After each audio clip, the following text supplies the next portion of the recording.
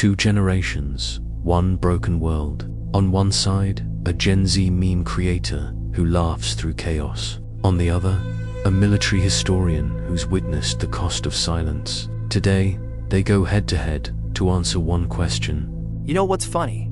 The world is literally on fire, wars breaking out, nuclear threats, collapsing economies, and my generation. We're dropping SpongeBob memes and edits, and TikToks with captions like POV. You survived WWIII by dodging the draft through Wi-Fi outage. Sounds insane, right? But it's not stupidity. It's strategy. You call it detachment. I call it survival. We're not laughing because we think it's funny, we're laughing because the alternative is panic. Existential dread doesn't go well with breakfast. Look around. We were born after 9/11s, raised during economic collapse, climate warnings, school shootings, COVID, and now global war trends every week like a new Netflix show. You want us to react like the old generations. March, chant, right? Letters to senators. We barely believe the system is real. Memes are our resistance. They compress fear into 15 seconds of comedy, so we can go on living. They're not apathy. They're proof we're still here. Still here? You call that survival? In my time, fear meant action. It meant readiness. We trained, we organized. We prepared to face the consequences of global instability, not joke about them in filtered, looped 6-second videos. What your generation calls coping, I see as normalization.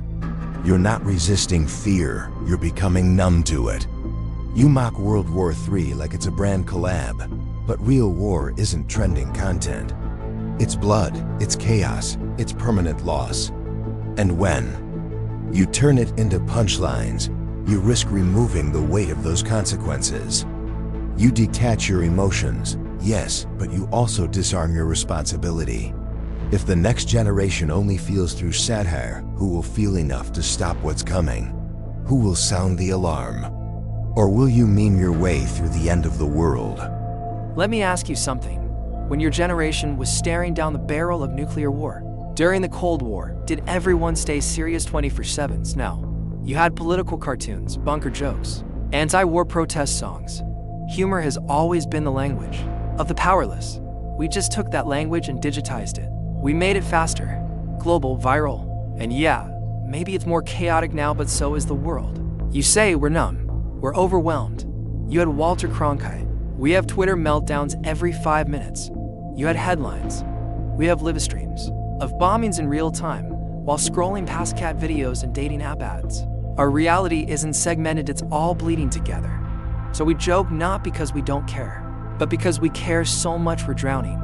Satire is the life vest. I understand that, I do. I won't pretend your generation hasn't inherited a far more chaotic information landscape.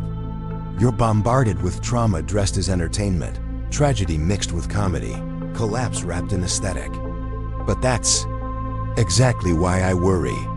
Because humor without boundaries becomes anesthesia. When everything's a joke, nothing's sacred. Not peace, not war, not human life. In my day, humor had a line. It punched up. It challenged leaders. It woke people up. Now, I see memes that joke about nuclear war like it's a video game patch. Filters over mushroom clouds. Punchlines on genocide. Where does it stop? When does it become complicity?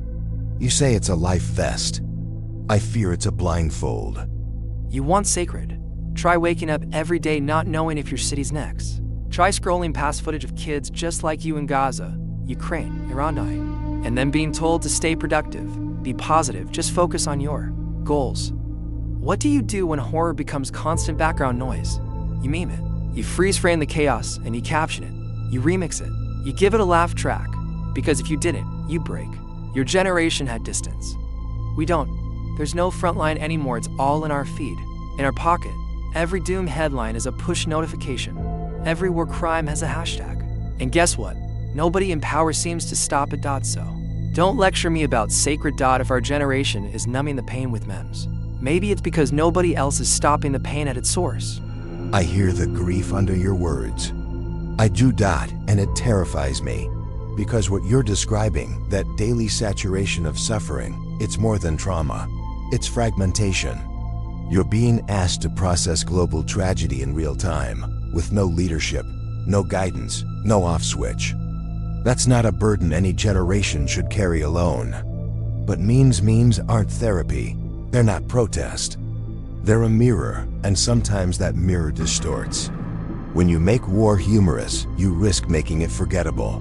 When you make leaders into memes, you risk absolving them. It's not your fault, no doubt, but at some point, you need to ask yourself, is laughing at the fire stopping it from spreading?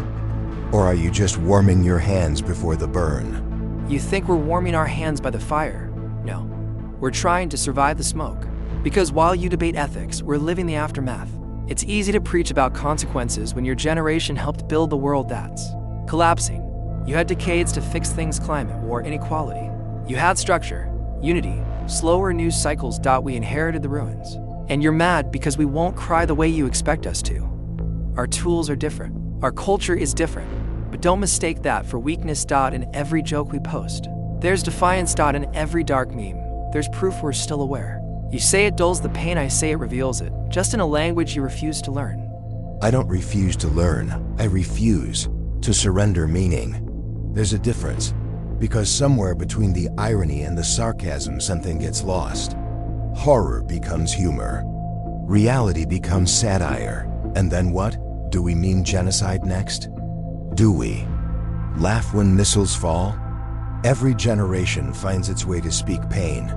But if that pain becomes marketable, if it becomes content, how long before it becomes entertainment? And when the real war starts, when soldiers march and cities fall, will your punchlines still matter? Or will they just echo empty, scrolling into the void, buried under likes, forgotten by the next trend? Maybe you're right about one thing. My generation had time, structure, maybe even the illusion of control. And we still failed to stop the worst of what was coming.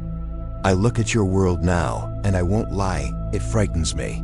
Not just because of the weapons, or the leaders, or the headlines, but because of how quickly everything gets reduced to noise. Genocide, war, pandemics.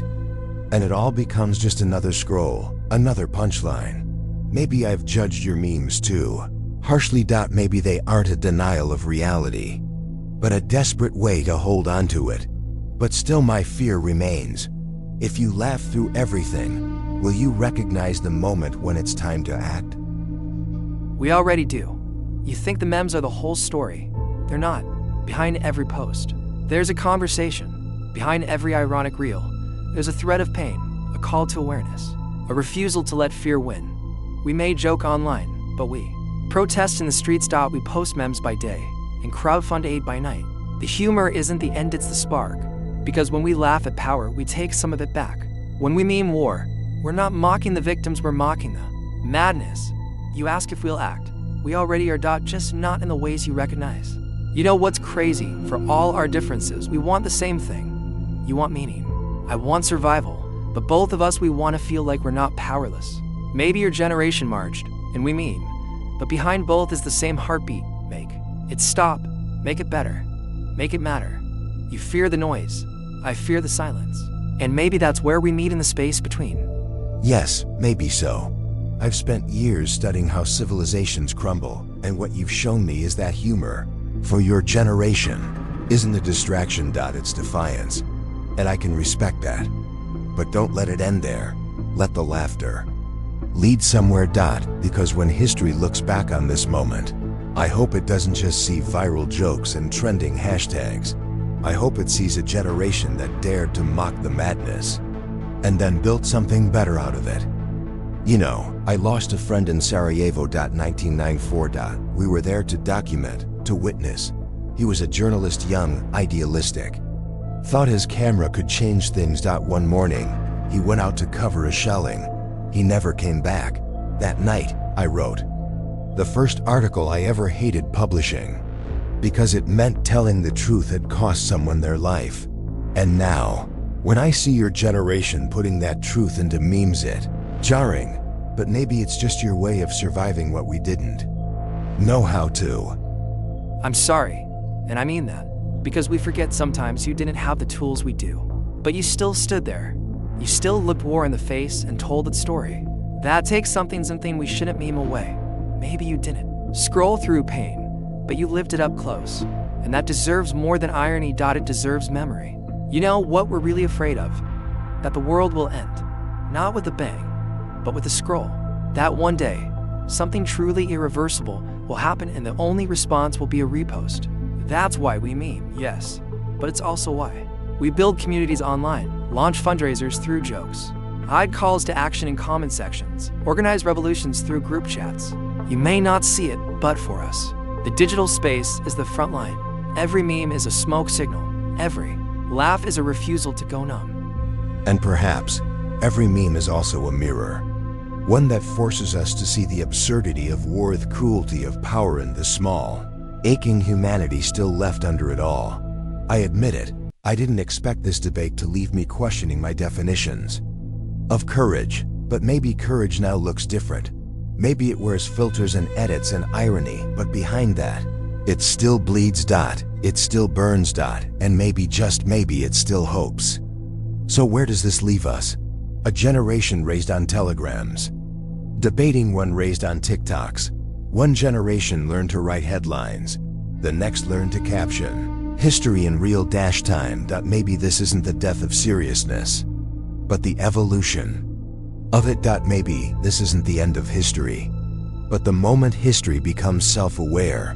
And if the world ends, I pray it's not with silence, but with someone, somewhere, still posting truth, disguised as humor. Because in a world full of chaos, we chose irony. In a world that forgot how to feel, we chose to feel everything, all at once, and laugh through the collapse. You call it unserious. We call it survival. And if WWIII ever does begin with a meme, we'll make sure the last one posted says something real. Maybe you're not the end of an era. Maybe we're the beginning of something no one's ready for yet.